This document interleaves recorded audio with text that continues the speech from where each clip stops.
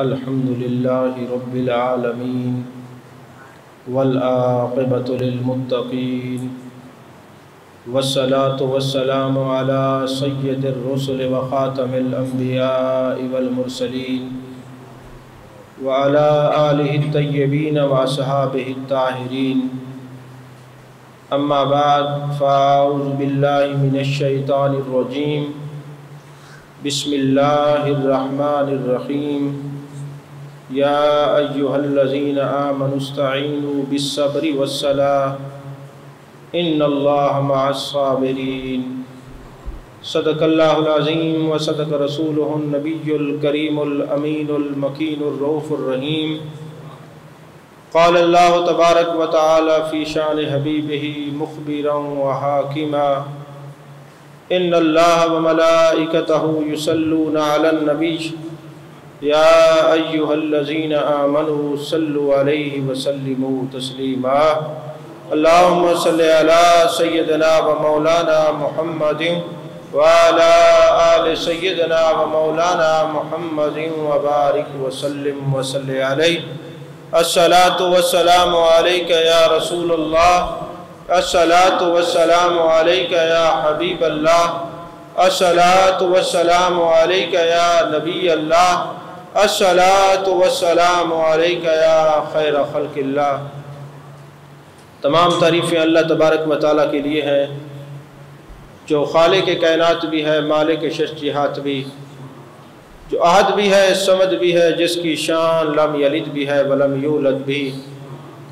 لا تعداد ہدیہ درود و سلام بارگاہ سید الانام، شفیع رحمت، والی امت، شاہ خوباں، جان جانا، شہنشاہ حسینہ، سید سروراں، سیاہ لا مکاں، تتیمہ دوراں، سرخیر زہرہ جمالا، رازدان ماؤہا، شاہد ماتغا، صاحب علم نشرہ، احمد مجتبہ حضرت محمد مصطفیٰ صلی اللہ علیہ وآلہ وصحبہ وبارک وسلم کی دربار ناز میں اپنی عقیدتوں، ارادتوں، محبتوں کا خراج پیش کرنے کے بعد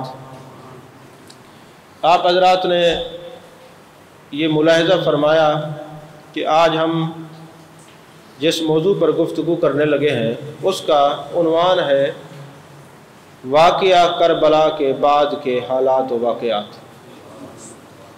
میں یہ سمجھتا ہوں ابھی ایک جمعہ اور بھی ہم پڑھائیں گے انشاءاللہ اس موضوع پر.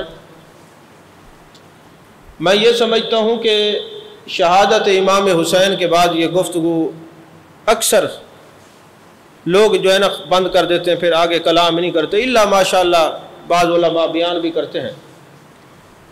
تو میں یہ سمجھتا ہوں کہ اس کو بیان کرنا چاہیے تاکہ لوگوں کو پتہ چلے کہ شہادت امام حسین برحق ہے، اور اس کے بعد جو جن لوگوں نے آپ کے ساتھ وفا نہیں کی ان کا کیا حشر ہوا، یہ بھی لوگوں کی نظر میں ہونا چاہیے. عزیزان محترم، زندگی نے وفا کی تو اگلا جمعہ بھی اسی موضوع پر ہوگا کہ قاتلین شہداء کربلا کا انجام کیا ہوا. جب حضرت امام حسین پاک رضی اللہ تعالیٰ عنہ شہید ہو گئے تو آپ کا سر مقدسہ اب دمشق کی طرف رواں دواں ہوا. تو اہل بیت کے لوگوں کی کیفیت دیکھیے. جب ابھی دمشق میں آپ کا ابھی راستے میں سر مبارک کو لے جایا جا رہا تھا تو حضرت بی بی سکینہ سلام اللہ علیہا اور رضی اللہ تعالی عنہ جو حضرت امام حسین پاک کی ہمشیرہ ہیں، حضرت بی بی زینب اور حضرت بی بی سکینہ، تو حضرت بی بی زینب سلام اللہ علیہا کے قریب میرے آقا علیہ الصلوۃ والسلام کا ایک صحابی آیا.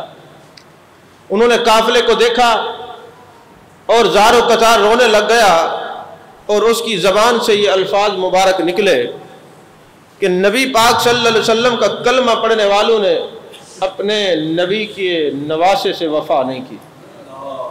وہ کہیں گئے ہوئے تھے تجارت پہ، قافلہ دیکھا تو راستے میں ان کی نظر پڑی تو کیا دیکھتے ہیں، اور زاروں قطار رونے لگ گئے۔ تو بی بی سکینہ نے ایک بات کہی اس صحابی رسول صلی اللہ علیہ وسلم سے، فرمانے لگی چونکہ آپ کا سر مقدسہ دور سے دیکھ کر صحابی نے پہچانا تھا کہ یہ شبیہ مصطفیٰ صلی اللہ علیہ وسلم ہے، اور سب سے اونچا جو سر تھا وہ حضرت امام حسین پاک کا تھا۔ تو جو بیویاں تھیں وہ پردے کا اتنا اہتمام کرنے والی تھیں، اس غم کے عالم میں بھی وہ صحابی رسول صلی اللہ علیہ وسلم سے کہتی ہیں کہ آپ آگے جائیں، یعنی یزیدیوں کو کہیں کہ حضرت امام حسین کا سر مقدسہ آگے لے جائیں تاکہ لوگوں کی توجہ سر کی طرف رہے اور ہمارا پردہ جو ہے وہ اسی طرح باقی رہے۔ آپ اندازہ لگائیں، آج تو اس مجالس کے پس پردہ بے حیائی لوگ کرتے ہیں۔ اگر آپ کو حضرت امام حسین کی ہمشیرگان اور صاحبزادیوں کا تقدس پردے کا دیکھنا ہو تو اتنے غم کے عالم میں جہاں بڑے بڑے لوگ اپنی ذہنی کیفیت کو کھو بیٹھتے ہیں، اس وقت میرے آقا علیہ الصلوۃ والسلام کے گلستان کی شہزادیاں بھی اگر کسی چیز کو بار بار کہہ رہی ہیں تو وہ یہ ہے کہ جو پردے کا حکم ہے اس کی پابندی کر رہی ہیں۔ اب ہم مرنے کے بعد جب کوئی عورت دنیا سے جاتی ہے تو ہم دعا کرتے ہیں، اے اللہ اس فلاں عورت کو خاتون جنت سلام اللہ علیہا کا قرب خاص نصیب کر، دعا مانگتے ہیں نا، تو یاد رکھنا قرب خاص اسی کو نصیب ہوگا جو دنیا میں بی بی پردے کا اہتمام کیا کرتی تھی، پردے کا اہتمام کیا کرتی تھی۔ اور پھر جب وہ یزیدی نہ مانے تو مختلف روایتیں 3-4 ہزار درہم و دینار دے کر اس صحابی رسول نے حضرت امام حسین پاک کا سر مقدسہ آگے کرایا تاکہ لوگوں کی توجہ آپ کی سر کی طرف رہے اور ادھر کوئی توجہ نہ کرے بیویوں کے قافلے کی طرف۔ یہ وہ سبق تھا کہ جنہوں نے کربلا کے میدان میں بھی اپنے نانا کا بتایا ہوا سبق نہیں چھوڑا، اللہ کا کلام نہیں چھوڑا، نبی کا فرمان نہیں چھوڑا۔ عزیزان محترم، جب میرے آقا علیہ الصلوۃ والسلام کے نواسے حضرت امام حسین پاک کا سر مقدسہ ابن زیاد کی مجلس میں لے جایا گیا اور آپ کے سامنے حضرت امام حسین کے سر مقدسہ کو ابن زیاد کے سامنے رکھا تو ابن زیاد نے اس ناپاک اور بدباطن انسان نے ایک چھڑی حضرت امام حسین کے لبوں پر لگائی تو وہاں ایک صحابی رسول صلی اللہ علیہ وسلم بیٹھے ہوئے تھے، زید بن ارقم رضی اللہ تعالیٰ عنہ۔ انہوں نے کہا تمہیں شرم نہیں آتی؟ میں نے اپنے آقا و مولا صلی اللہ علیہ وسلم کو دیکھا ہے کہ اپنے لب مبارک ان کے لبوں پہ رکھ کر بوسہ دیا کرتے تھے، آج تجھے شرم نہیں آتی ان ہونٹوں پر کہ بعد از وصال بھی جیسے قرآن کی آواز اور تلاوت آ رہی ہے اور تو یہ چھڑی رکھتا ہے، تجھے شرم نہیں آتی؟ تو ابن زیاد نے کہا کہ اگر تو بوڑھا نہ ہوتا تو آج میں تیری خبر لیتا۔ وہ یہ ناراض ہو کر فوراً چلے گئے مجلس سے کہ جب کسی غلام زادے کو حاکم بنا دیا جائے تو یہی حشر ہوتا ہے کہ وہ پھر سارے رشتے، پھر وہ تقدسات، وہ سارے معاملات بھول جاتا ہے۔ ارے جب کسی اعلیٰ بندے کو عہدے پر بٹھایا جاتا ہے وہ تمام حدیں بھی یاد رکھتا ہے، تمام جو ہے وہ رشتے بھی یاد رکھتا ہے، تمام مقدسات کو بھی یاد رکھتا ہے۔ حضرت زید بن ارقم اور تو کچھ نہ کر سکے لیکن مجلس میں بتا دیا کہ لوگوں جو محبوب علیہ الصلوۃ والسلام کی مجلس میں رہنے والے لوگ ہیں وہ چاہے یزید کے دربار میں کھڑے ہوں، ابن زیاد کے دربار میں کھڑے ہوں، تب بھی ان کی زبان سے حق ہی نکلا کرتا ہے، تب بھی ان کی زبان سے حق ہی نکلا کرتا ہے۔ تو اب مسجد میں اعلان ہوتا ہے لوگوں اکٹھے ہو جاؤ، اور حضرت امام حسین کے سر مقدسہ کو لے جایا گیا، اعلان ہوا کہ لوگ مسجد میں جمع ہو جائیں۔ تو ابن زیاد مسجد میں کھڑا ہو جاتا ہے منبر پر اور کہتے ہیں اللہ کا شکر ہے جس نے حق اور اہل حق کی مدد کی، معاذ اللہ امیر المومنین یزید بن معاویہ اور ان کے ساتھیوں کو کامیابی عطا فرمائی۔ اور ان کو فتح و نصرت سے سرفراز کیا، اور معاذ اللہ اس نے اتنی بکواس کی کہ امام حسین بھی سچا نہیں، ان کے والد بھی سچے نہیں۔ اب جو اس نے خطبہ دیا میری زبان لرزتی ہے اس کو بیان کرتے ہوئے، اس نے کہا یہ سچے نہیں، اس کا یہ کہنا تھا۔ تو عبداللہ بن عفیف جو محب اہل بیت تھے وہ کھڑے ہو گئے، وہ دونوں آنکھوں سے معذور تھے، اور معذوری کی وجہ سے ذکر فکر اور نماز کے لیے مسجد میں رہتے تھے کہ اگر میں گھر چلا جاؤں گا میری نماز رہ جائے گی، تو لہٰذا مسجد میں رہتے تھے۔ جب انہوں نے یہ بات سنی تو کھڑے ہو گئے اور کہا اے ابن مرجانہ کے بیٹے، تو بھی کذاب، تیرا ابا بھی کذاب، تو بھی دجال، تیرا باپ بھی دجال۔ حضرت امام حسین بھی حق پر ہے، مولا علی بھی حق پر ہے، اور ان کے نانا نبی بھی حق پر ہے۔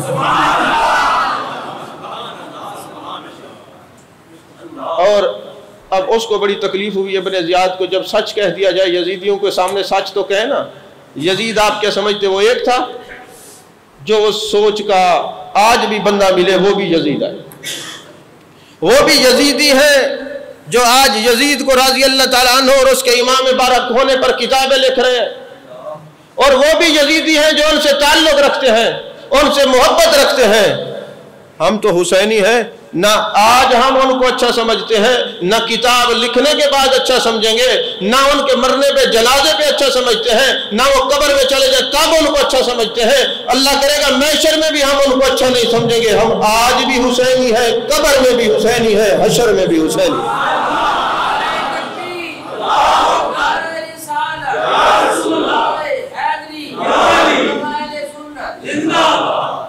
عزیزان محترم، اس کو بڑی تکلیف ہوئی، اس نے اس پر حملہ کرنا چاہا، لیکن ان کی جماعت نے ان کو چھڑوا دیا، رشتہ داروں نے۔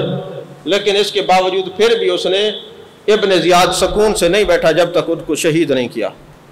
شہید کیا اور اس کو شاہراہ عام پر لٹکا دیا، لیکن محب اہل بیت جو ہے وہ رسی کے اوپر لٹکا ہوا پھر بھی بتا رہا تھا کہ تم یزیدی ہو، تم سے تو رسی بہتر ہے، جس نے مجھے جکڑا ہوا ہے چھوڑا نہیں، تم نے تو اہل بیت کے دامن کو چھوڑ دیا ہے، تم نے اہل بیت کے دامن کو چھوڑ دیا ہے۔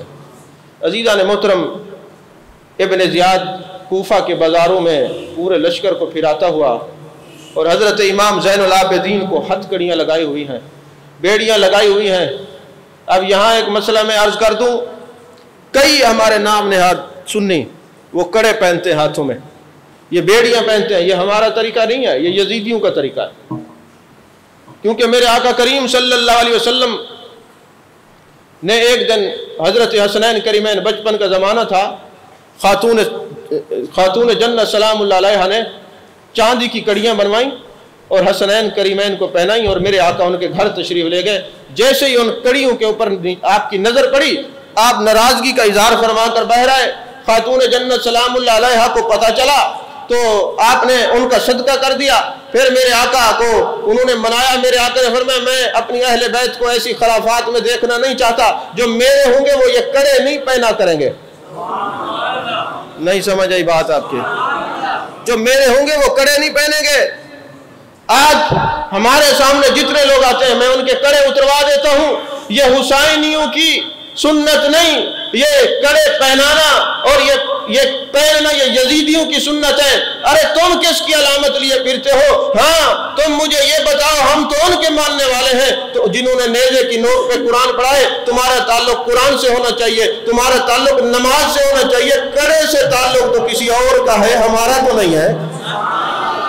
تم یہ کڑے پہن کر کیا بتانا چاہتے ہو کہ ہمارا کس سے تعلق ہے؟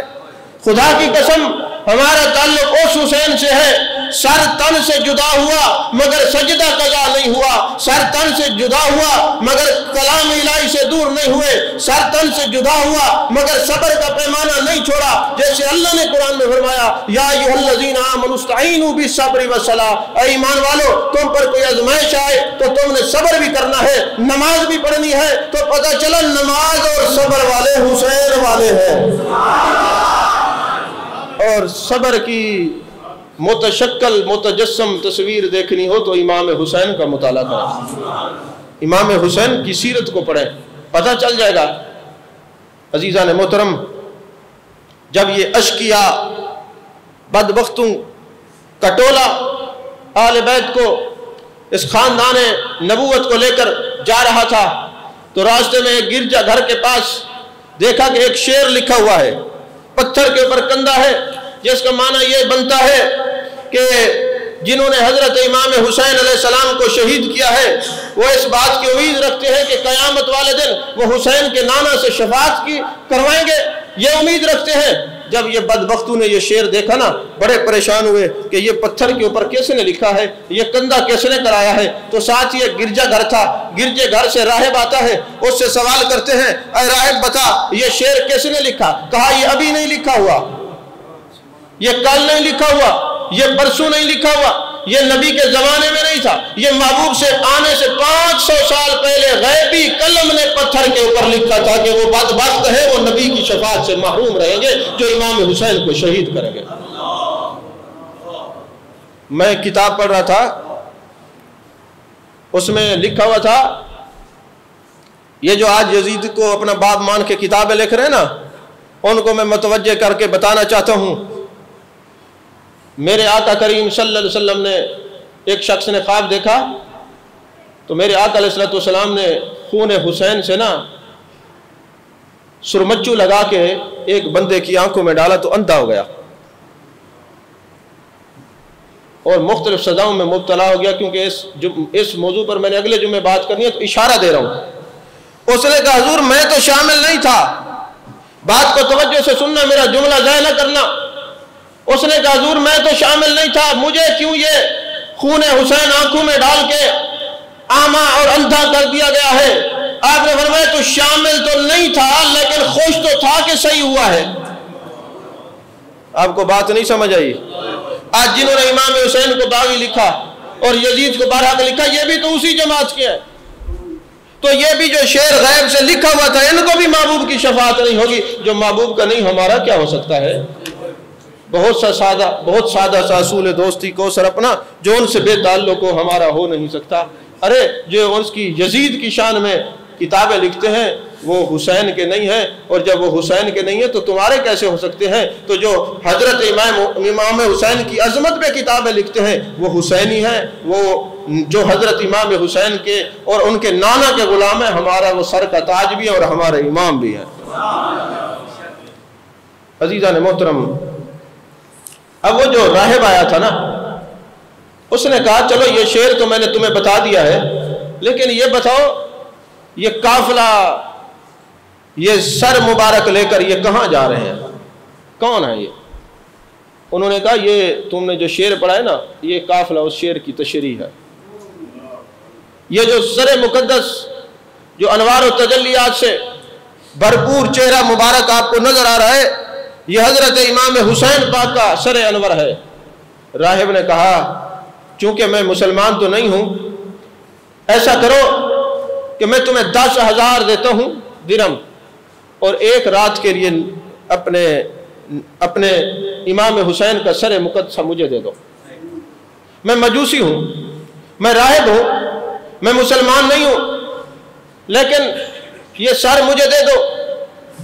اور اس نے اپنے گھر کے اندر جو پاک باز بیبیاں تھیں، وہ پاک باز نفوس قدسیہ تھیں، وہ محبوب علیہ السلام کی شہزادیاں تھیں، ان کو اپنے گھر میں ادب سے ٹھہرایا اور گھر کی نوکرانیوں کو کہا کہ کوئی خدمت میں کمی نہیں چھوڑنی، تمہیں پتہ ہونا چاہیے یہ لٹا ہوا، یہ جناب والا قافلہ یہ محبوب علیہ السلام کا ہے، یہ خاندان نبوت کے گلستان ہے، یہ خاندان نبوت کے شہزادے اور شہزادیاں ہیں۔ ساری رات نوکرانیاں خدمت کرتی رہیں، اور راہب اپنے ہاتھوں سے ایک خاص پانی کے ساتھ حضرت امام حسین کے سر مقدسہ کو غسل دیتا ہے۔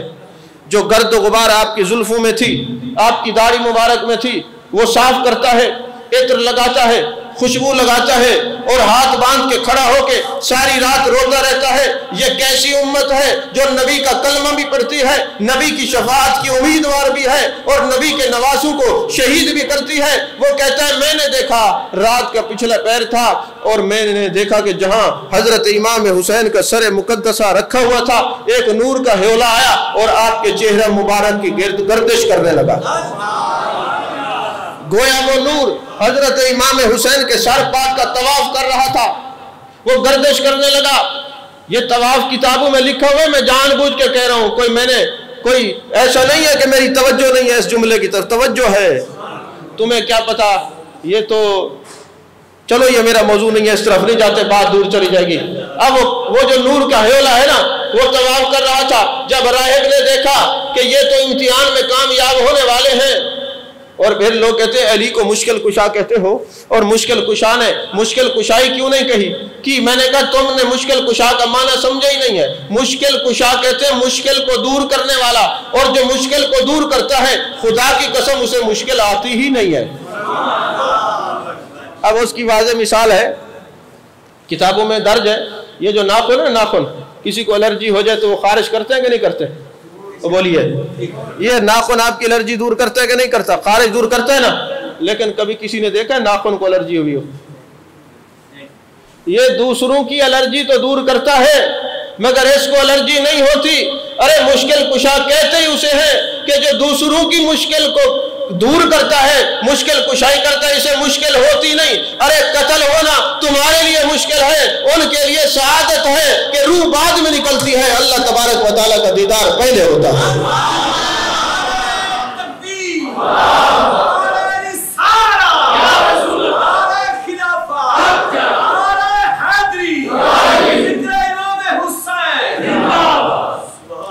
اب جو اس نے وہ 10,000 درہم دیے تھے اور ساری رات حضرت امام حسین پاک کی خدمت کی تھی، سر مقدسہ کو دھویا تھا اور ایک معطر پانی سے دھویا تھا. یہ کیسے ہو سکتا ہے کہ کوئی خاندان نبوت میں سے کسی کی خدمت کرے پھر بے ایمان رہ جائے؟ نہیں سمجھ آئی آپ کو؟ کوئی خاندان نبوت کی، اہل بیت رسول صلی اللہ علیہ وسلم کی خدمت کرے اور پھر بے ایمان ہو جائے. جو خدمت سے دور ہوتے ہیں بے ایمان تو وہی ہوتے ہیں نا، جو تکلیف دیتے ہیں بے ایمان تو وہ ہوتے ہیں. ارے جو تکلیف دینے والے ہیں وہ تو بے ایمان ہوتے ہیں، اور جو تقویت دینے والے ہیں وہ صاحب ایمان ہوتے ہیں. تو راہب نے دیکھا کہ یہ نور جب امام حسین کے سر کا طواف کر رہا ہے تو یہ کوئی عام سر نہیں.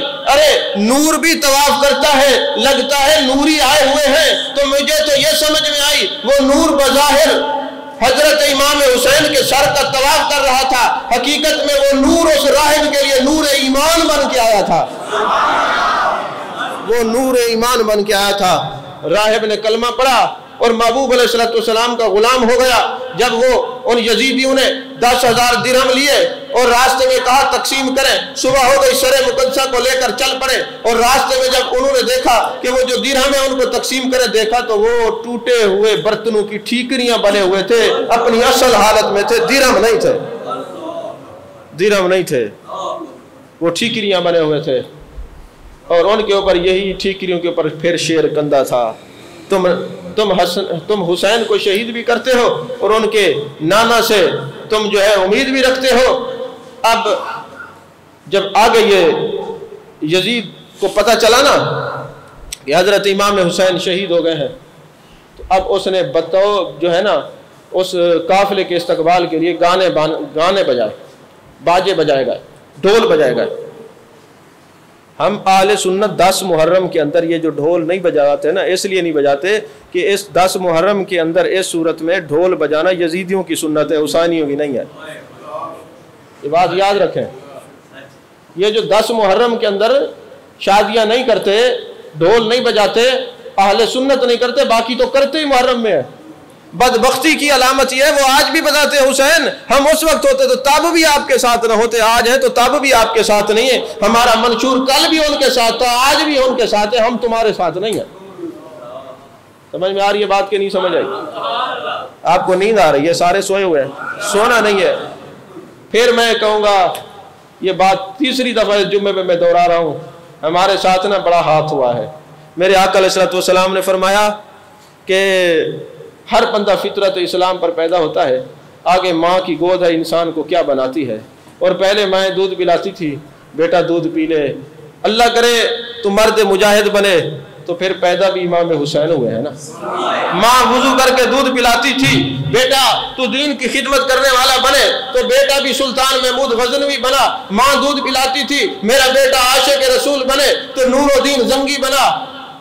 ماں دودھ پلاتی تھی, میرا بیٹا وقت کا ولی بنے تو خواجہ معین الدین بنا. ماں دودھ پلاتی تھی تو خواجہ قطب الدین بنا. ماں جو ہے ولایت کے توجہ کے حصول کے لیے وضو کر کے دودھ پلاتی تھی تو بابا فرید الدین بنا. میں نے تو اپنی زندگی میں کسی ماں کو اس وقت نہیں دیکھا وہ دودھ پلا رہی ہو کہ یہ بہاؤدین زکریا کا غلام بن جائے, بابا فرید الدین کا غلام بن جائے, خواجہ معین الدین کا غلام بن جائے, خواجہ عثمان ہارونی کا غلام بن جائے, سیدنا پیر ویر علی شاہ کا غلام بن جائے, ارے نبی کی ہر نسبت کا غلام بن جائے. نہیں نہیں, میں تو یہ سنتا ہوں کہ دودھ پلاؤ سم بن جائے. نہیں سمجھ آئی, اے مویا روندا پائے کو کھیر پلاؤ مرے سمے. اچھا ایویں کہ کوئی نہ اب بولو تو صحیح. ہاں تساں بے شک نہ دسو پتہ تو ہے میں ہی تھا ہی رانا کوئی لندن چوتا نہیں آیا. ہن دودھ کیویں پلاندے نہیں, کوئی کھیر پلاؤ تو مرے چپ کرے تو سمے. ماشاءاللہ سمجھن جمعے دی ستے تھا. اے دیکھو ایک کام میں انہاں دا تو انہوں نے کیا دین دی خدمت کرنی ہے تو کم از کم آپ جب ذکر کے لیے آتے ہیں اس وقت تو بیدار رہیں, اور نہیں زیادہ پانی لا کے اس کے اوپر تو ڈالیں, یہ بھی سوتا رہتا ہے. عزیزان محترم, یہ بات اپنی جگہ میں نے اس لیے یہ مثال دے کے آپ کو جگایا ہے کہ شاید آپ جاگ جائیں, شاید آپ جاگ جائیں. کہنا میں کچھ اور چاہ رہا تھا لیکن میں رک گیا, بس رک گیا, اتنا ہی کافی ہے. خیر الکلام ما قل و دل, بہترین کلام وہ ہوتا ہے جو مختصر ہو مگر سمجھتے جائیں, غور کرتے جائیں تو سمجھ شریف کے دروازے کھولتے جائیں. میں اور کچھ نہیں کہتا. یار ہم سر تو نہیں کٹا سکتے, ہم سر تو کٹا نہیں سکتے, پر ذکر حسین میں سر کو جھما تو سکتے ہیں نا, اتنا تو کرتے رہے نا. ہم جو ہے نا امام حسین کے ساتھ کھڑے ہو کر تلوار تو اس وقت چلا نہیں سکتے, کم از کم عشق حسین میں سر ہاتھ کو ہلا تو سکتے ہیں نا, بتا تو سکتے ہیں. حسین بے شک ہم آپ کے ساتھ اس وقت نہیں تھے, لیکن ہمارے جذبے آج بھی جوان ہیں کہ ہم آپ کا ذکر سن کے کیسے مچلتے ہیں. جو تیرا ذکر سن کے مچلتا ہے تیرے ساتھ کھڑے ہو کے وہ کیسے مچلتا ہوگا. سمجھ میں آ رہی ہے بات. عزیزان محترم, جب حضرت امام حسین پاک کا سر مقدسہ یزید کے دربار میں لے جایا گیا, بڑا لعنتی تھا یزید, بڑا بد باطن تھا, بڑا خبیث تھا. اس نے بھی وہ چھڑی جب امام حسین کے ہونٹوں پہ رکھی تو وہاں پہ میرے آقا کے ایک صحابی تھے اسلمی قبیلہ کے, وہ کھڑے ہوتے ہیں اور کہتے ہیں یزید تجھے شرم نہیں آتی, تجھے حیا نہیں آتا, ان ہونٹوں پہ چھڑی رکھتا ہے جن ہونٹوں کو میرے آقا اپنے لب ناز لگا لگا کے چوما کرتے تھے, تجھے شرم نہیں آتی. اور جب اس نے دیکھا نا کہ یہ تو کایا ہی پلٹ گئی, سارے میرے مخالف ہیں, اب اس نے رنگ گرگٹ تھا نا, اس نے رنگ بدلا. اس نے کہا میں نے ابن زیاد کو کہا تھا حسین کو زندہ لانا, وہ تو شہید کر کے لایا. ارے بدبخت ہے, برا ہو ابن زیاد کا. اس نے ماتم شروع کر دیا اور اس وقت سے شروع ہوا یہ روتا رہے گا, رکے گا ہی نہیں. سمجھ آئی بات آپ کو. ہاں اس نے کہا نہیں نہیں میں نے تو کچھ نہیں کیا. اور پھر حضرت امام زین العابدین کو کہتے ہیں بس جی میں نے تو ابن زیاد کو کہا تھا زندہ امام حسین کو لانا, زندہ امام حسین کو لانا, لیکن اس بد باطن نے خبیث نے امام حسین کو شہید کر دیا. خدا کی قسم اگر امام حسین زندہ آتے تو میں ساری زندگی ان کی غلامی کرتا. یہ ایک تیور اس نے بدلا, حالانکہ ایسا تھا نہیں, تھا نہیں.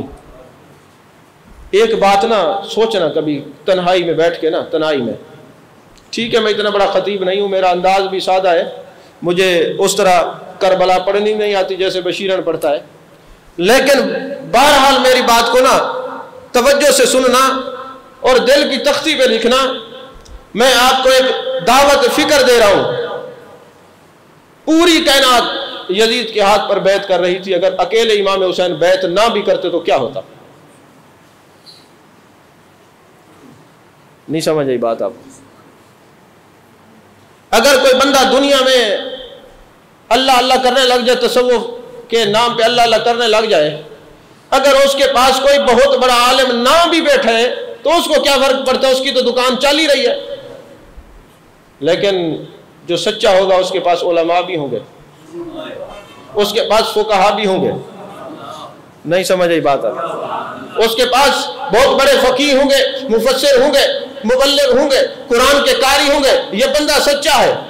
یا ایھا الذین آمنوا اتقوا اللہ وکونوا مع الصادقین، ایمان والو سچوں کا ساتھ دو، ان کی سنگت اختیار کرو۔ اور سچے کون ہیں؟ قرآن پڑھنے والے۔ سچے کون ہیں؟ نماز پڑھنے والے۔ سچے کون ہیں؟ زکوٰۃ دینے والے۔ سچے کون ہیں؟ حج کرنے والے۔ ارے یہ جو سچوں والے عمل ہے نا، جو سچا ہوگا سچے ہی سچوں کے پاس جایا کریں گے نا۔ تو اب یزید نماز نہیں پڑھتا تھا، یزید ریچھ اور کتے نچوایا کرتا تھا، یزید شرابی تھا، یزید حدود و قیود کو پامال کرنے والا تھا، نماز نہیں پڑھتا تھا، روزے نہیں رکھتا تھا، زکوٰۃ کا منکر تھا۔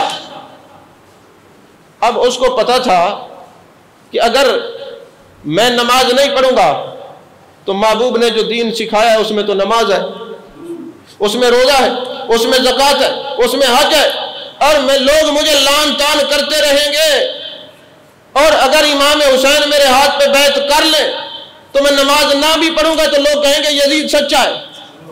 اگر یہ جھوٹا ہوتا تو امام حسین اس کے ہاتھ پر بیعت کیوں کرتے؟ اگر وہ روزے نہ رکھتا تو لوگ کہتے یزید سچا ہے۔ تو ماننا پڑے گا امام حسین نے اپنی ذات کے لیے سر نہیں دیا، امام حسین نے سر اپنا دیا ہے، نماز بچائی ہے، سر اپنا دیا ہے، قرآن بچایا ہے، سر اپنا دیا ہے، زکوٰۃ بچائی ہے، سر اپنا دیا ہے، حج بچایا ہے، سر اپنا بچایا ہے، دیا ہے اور دین بچایا ہے۔ ارے سر اپنا دیا ہے، شہادت اپنے دیا ہے، ناموس رسالت کے چوکیدار بنے ہیں۔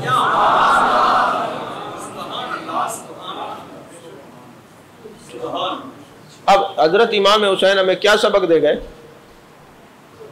جو نماز نہ پڑھے ہاتھ میں ہاتھ، جو نماز نہ پڑھے بیعت، جو روزہ نہ رکھے، جو زکوٰۃ نہ دے، جو حج نہ کرے، جو محرمات کی پابندی نہ کرے، جو شراب پیے، اس کے ہاتھ میں ہاتھ نہیں دینا۔ آپ حسینی ہیں کہ یزیدی ہیں؟ تو آج کے بعد جس کے ہاتھ میں ہاتھ دیں دیکھ لیں۔ آپ کو نہیں سمجھ آئی بات؟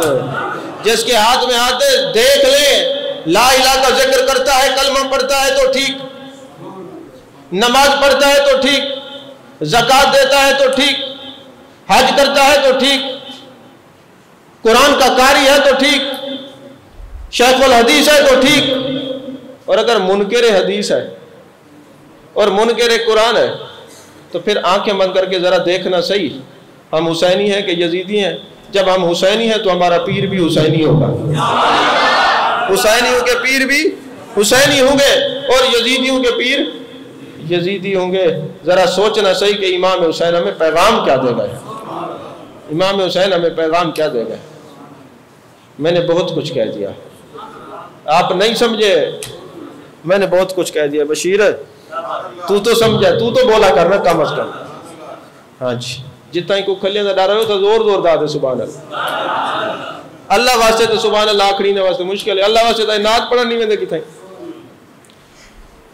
آج تک کہیں نعت خان دی میں مزار کہن دیٹھی،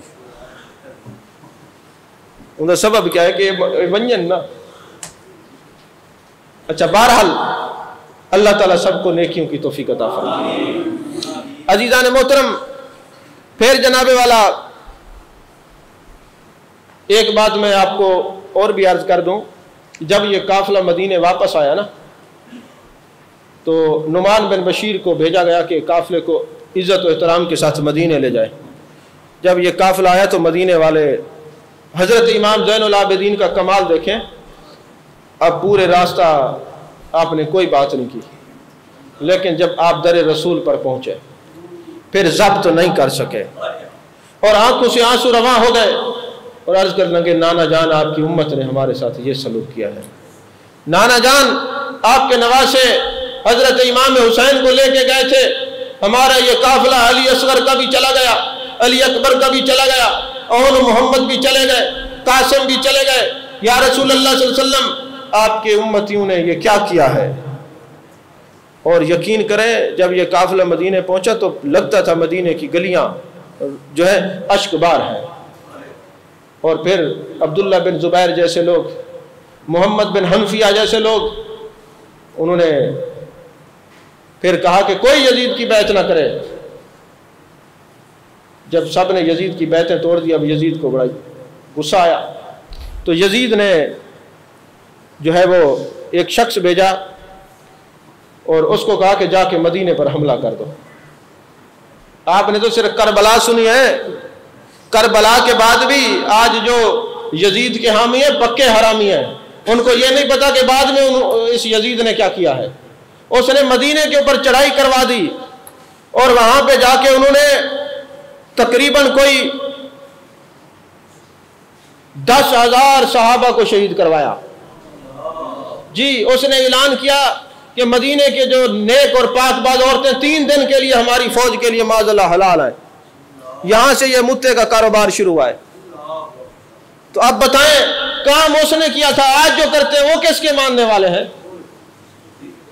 انہوں نے حضرت عبداللہ بن زبیر کو مارا، ان کی داڑھی کے بال کھینچے، مدینے کے اندر خون بہایا، مدینے کی گلیاں رنگین ہوئی، یزید نے حملے کروائے اور 3 دن تک مسجد نبوی شریف کے اندر گھوڑے باندھے، گدھے باندھے گئے، ممبر رسول کے اوپر جانوروں نے پیشاب کیا۔ حضرت سعید بن مسیب رضی اللہ تعالیٰ عنہ انہوں نے مجنون ہونے کا جو ہے اپنے اوپر ایک اختیاری ڈرامہ کیا اور قبر رسول صلی اللہ علیہ وسلم کو چمٹ کے سو گئے۔ وہ کہتے خدا کی قسم 3 دن تک کوئی صحابی مسجد نبوی میں نہیں آیا، اپنے گھروں میں نماز پڑھتے رہے۔ اب وہاں یزیدی ہوں،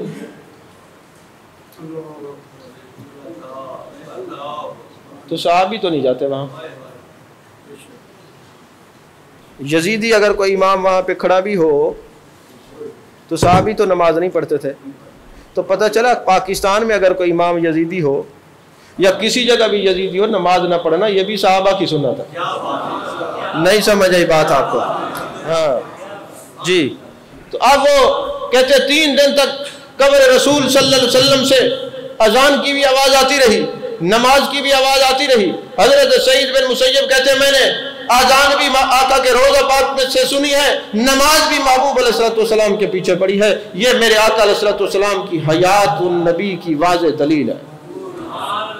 عزیزان محترم، میرے آقا کریم صلی اللہ علیہ وسلم نے فرمایا کہ جو شخص اہل مدینہ سے مکر و فریب کرے یا جنگ کرے وہ اس طرح پگھل جائے گا جیسے پانی میں نمک پگھلتا ہے۔ پھر میرے آقا علیہ الصلوۃ والسلام نے فرمایا جو مدینے والوں کے ساتھ برائی کا ارادہ کرے خدا تعالیٰ اس کو آگ میں، دوزخ کی آگ میں پگھلائے گا جیسے لوہا پگھلتا ہے آگ کے اندر۔ اور پھر میرے آقا علیہ الصلوۃ والسلام نے فرمایا کہ جس نے اہل مدینہ کو اپنے ظلم سے خوف زدہ کیا، صرف خوف زدہ کیا، ڈرایا، قتل نہیں کیا، ان کو مارا پیٹا نہیں، صرف خوف زدہ کیا، میرے آقا علیہ الصلوۃ والسلام نے فرمایا کہ اس پر اللہ کی لعنت، فرشتوں کی لعنت، اور قیامت تک اللہ تعالیٰ نہ اس کے فرض قبول کرے گا نہ نفل قبول کرے گا۔ لو جی یہ حدیث پاک میں نے آپ کے سامنے پڑھ دیا، یہ بخاری، مسلم اور کنز المال کی یہ تینوں حدیثیں میں نے آپ کے سامنے پڑھ دی ہیں۔ اب ذرا اس حدیث پہ 2 منٹ گفتگو کر کے نا کلام میں ختم کر رہا ہوں، وقت بھی پورا ہو گیا ہے۔ آج ویسے میں جلدی آ گیا تھا، تقریر پہلے سے زیادہ ہوئی ہے اور ہوئی بالکل بھی نہیں ہے جو میں تیاری کر کے آیا تھا۔ انشاءاللہ زندگی نے وفا کی تو اگلے جمعے کو یہیں سے شروع کریں گے۔ ابھی تو مختار سقفی کے بارے میں بھی بتانا ہے کہ کئی لوگ اس کی قبر پہ پڑے ہوتے ہیں جا کے، اس نے بعد میں جھوٹا اعلان نبوت کا دعویٰ کیا تھا، کذاب تھا۔ بڑے بڑے میں نے سجادہ نشینوں کو وہاں اس کی قبر پہ پڑے ہوئے دیکھا ہے۔ ہاں جی میں نام نہیں لیتا، اللہ کرے کسی کا پیر جاہل نہ ہو، آمین کہہ دیں، اللہ کرے کسی کا پیر جاہل نہ ہو بس، ورنہ پیر تو ڈوبا ہی ڈوبا، یہ پیچھے سارے مرید بھی ڈوب جاتے ہیں۔ انما یخشی اللہ من عبادہ العلماء، بے شک علماء اللہ ہی سے ڈرتے ہیں۔ جب بھی کسی کا مرید ہو نا، کسی عالم پیر کا مرید ہو نا، بچ جاؤ گے ورنہ پھڑک جاؤ گے۔ بہرحال میرے آقا علیہ الصلوۃ والسلام نے فرمایا کہ جس نے اہل مدینہ کو اپنے ظلم سے خوف زدہ کیا، جس نے اہل مدینہ کو اپنے ظلم سے خوف زدہ کیا، خدا تعالیٰ اس کو خوف میں مبتلا کرے گا اور اس پر اللہ کی لعنت، فرشتوں کی لعنت، قیامت تک اس کے نہ فرض قبول ہوں گے، نہ عبادت قبول ہوگی، نہ نفل قبول ہوں گے۔ تو میں آپ سے پوچھتا ہوں کہ یہ تو مدینے والوں کو خوف زدہ کرے تو اس کا یہ حالت ہے، تو یزیدیوں نے تو قتل کیے ہیں۔ नहीं समझ आई आप? 10,000 सहाबा और ताबीन को मिलाकर शहीद किया है, कई पाकबाज औरतों की इस्मत दरी की है। तो ये तो हुक्म उसका है कि जिस पर जो खौफजदा करे, जो मदीने में घोड़े बंधवाए, जो वहां सहाबा को कत्ल करे, मदीने की जो गलियां हैं वो खून आलूद करे, उसका हशर क्या होगा? अच्छा, उन्होंने तो किया, और जिन्होंने इस अमल को कबूल किया और उनको सच्चा कहा, जो बात मैं असल समझाना चाहता हूं, जिन्होंने उनको सच्चा कहा और उनके हक में किताबें लिखी, अब मैं नहीं कह रहा, महबूब की हदीस कह रही है, वो लानती, अल्लाह की लानत, फरिश्तों की लानत, न फर्ज उनके कबूल न नफल उनके कबूल। जब उनके कबूल नहीं है, तुम जो साथ जाके पढ़ते हो, तुम्हारे कहां से कबूल होंगे? नहीं समझ आई बात आपको मैंने क्या कहा है? जरा अकीदे की तरफ भी तवज्जो दिया करें, ऐसे नहीं अंधों की तरह जाके अल्लाह अकबर देखा करें आगे हुसैनी है या यजीदी है। समझ में आ रही है बात के नहीं आ रही? हाँ, इससे बढ़ के मैं और कुछ नहीं कह सकता, देखा करें। अच्छा, मुझे ये बताएं, मेरे आका का फरमान है कि जो इमाम है ना, वो मुक्तदी की नमाज का अमीन है। क्या है वो? अब मेरा दिल करता है मैं आपसे तकरीर को, बोलते ही नहीं। मुक्तदी की नमाज का क्या है? अमीन कहते हैं अमानतदार को।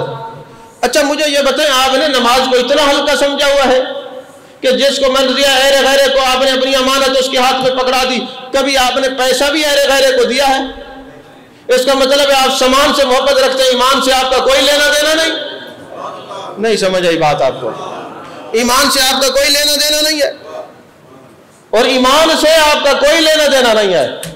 अगर होता तो आप देख लेते कि अपनी अमानत कहाँ रख रहे हैं। और फिर जब कोई बीमार होता है तो अच्छे से अच्छा डॉक्टर तलाश करते हो, जान बचाने के लिए इतनी तगोदाव करते हो, तो ईमान बचाने के लिए भी जरा तगोदाव कर लिया करो ना। नहीं समझ आई बात आपको? बहरहाल मेरा कसूर नहीं है, जब मैं बात करता हूँ समझ ही 6 महीने बाद आती है मैंने क्या कहा है। खोल के मैं बयान कर नहीं सकता, मैंने बहुत कुछ कह दिया है। अगर आपने समझा है तो, अगर नहीं समझा तो फिर देखें, हमारा काम है अजान देना, हमारा काम है मुसल्ले तक ले आना, वो जाने नमाज पढ़ाए या ना पढ़ाए। हमारा काम है दीन का चौकीदारा करना। अब आपकी मर्जी, अपना ईमान बचाएं या ना बचाएं। हमने बता दिया है कि जो इनके साथी हैं, जो उनको अच्छा समझने वाले हैं, तो उनकी तो नमाज कबूल नहीं, तो जो साथ पीछे खड़े होंगे पीछे इनके, अल्लाह अकबर, उनकी कैसे कबूल होगी? मैंने हजूर की हदीस पढ़ी है, हदीस दिखाने का पाबंद हूँ, हवाले का पाबंद हूँ, लेकिन इतना जहन नशीन रखना कि हर चीज़ यहीं पड़ी रहेगी, असल निस्बत जिसकी पुख्ता होगी काम आएगी। एक हदीस पाक और याद है, अगर इजाज़त हो तो सुना दूँ। बोलिए। मेरे आका करीम सल्लल्लाहु अलैहि वसल्लम एक जनाजा पढ़ाने के लिए गए। तवज्जो से सुनिएगा इस हदीस पाक को, तवज्जो से। जनाजा पढ़ाने के लिए गए, इत्तेफाक से जो जनाजा जिसका था उसको किसी ने नमाज पढ़ते नहीं देखा था, रोजा रखते नहीं देखा था। मिरकात के अंदर मुल्ला अली कारी ने लिखा है, हवाला भी दे दूं, बाद में ढूंढते फिरे, नाम नजर है तो मेरे पास आ जाए, मैं कोई अमेरिका से नहीं आया, इधर ही रहता हूँ। तो मेरे आका अलैहिस्सलाम जनाजा पढ़ाने गए, हजरत फारूक आजम रजी अल्लाह तआला अन्हु। सवाल मैं हदीस पे कायम कर रहा हूँ, जवाब नहीं दूंगा, आपकी सोच पे छोड़ रहा हूँ। तो हजरत फारूक आजम रजी अल्लाह तआला अन्हु आगे बढ़ते, या रसूलुल्लाह सल्लल्लाहु अलैहि वसल्लम, इसका नमाज जनाजा ना पढ़ाएं। आपने फरमाया क्यों? हुजूर, हमने इनको कोई नेक अमल करते नहीं देखा। मेरे आका का चेहरा मुतगय्यर हो गया। आप वहां पे खड़े होकर ऐलान करते, लोगों तुम में से कौन है जिसने इसको कोई नेक अमल करते हुए देखा हो? एक सहाबी खड़ा होता, या रसूलुल्लाह सल्लल्लाहु अलैहि वसल्लम, इन्होंने एक रात खैमे के ऊपर अल्लाह की रजा के लिए पहरा दिया था, खैमे के ऊपर पहरा दिया था, और खैमे के ऊपर पहरा दिया था। हजरत सैयदना मुहम्मद रसूलुल्लाह सल्लल्लाहु अलैहि वसल्लम, मेरे आका करीम सल्लल्लाहु अलैहि वसल्लम आगे बढ़ते हैं, नमाज जनाजा पढ़ाते हैं, और फिर सिर्फ नमाज जनाजा नहीं, फिर उनकी तदफीन के लिए ले जाते हैं, कब्र में उतारते हैं, कब्र पे खड़े होकर दुआ करते हैं, या अल्लाह तेरा नबी कह रहा है कि ये नेक है, तेरा نبی کہہ رہا ہے یہ جنتی ہے۔ اور جب تدفین ہو گئی تو آپ نے فرمایا اے فاروق اعظم تم سے لوگوں کے اعمال کے بارے میں نہیں پوچھا جائے گا، تم سے لوگوں کے عقیدے کے بارے میں پوچھا جائے گا، اس کا عقیدہ کیسا تھا، اس کا عقیدہ کیسا تھا۔ ہاں جی، آج ہمیں لوگ کہتے ہیں جی آپ سنیوں کو احترام دیتے ہیں، پروٹوکول دیتے ہیں، دوسروں کے نہیں۔ میں نے کہا میں ان کے اعمال ہی نہیں دیکھتے، آمنہ کے لال نے بتایا تمہیں عقیدہ دیکھنا ہے، عقیدہ اس کا کیسا ہے۔ عمل دیکھنا تمہارے کام نہیں ہے، عقیدہ دیکھنا ہے۔ اللہ کرے عمل بھی اچھے ہوں لیکن عقیدہ دیکھنا ہے۔ اب مجھے یہ بتائیں، ایک طرف حضرت فاروق اعظم گواہی دے رہے ہیں یہ کام اچھا نہیں کرتا تھا، دوسری طرف عام صحابی کہہ رہے ہیں حضور اس نے چوکیدارہ کیا، عام صحابی۔ تو پتہ چلا محبوب یہ بتا رہے ہیں عام سے عام بندہ بھی کسی کے بارے میں کہہ دے گا کہ چنگا ہے، نہیں سمجھ آئی، یہ بڑا چنگا ہے تو اللہ اس کو بھی بخش دے گا۔ اللہ تعالی ہم سب کو دین کی سمجھ عطا فرمائے، آمین آمین، وآخر دعوانا الحمدللہ رب العالمین۔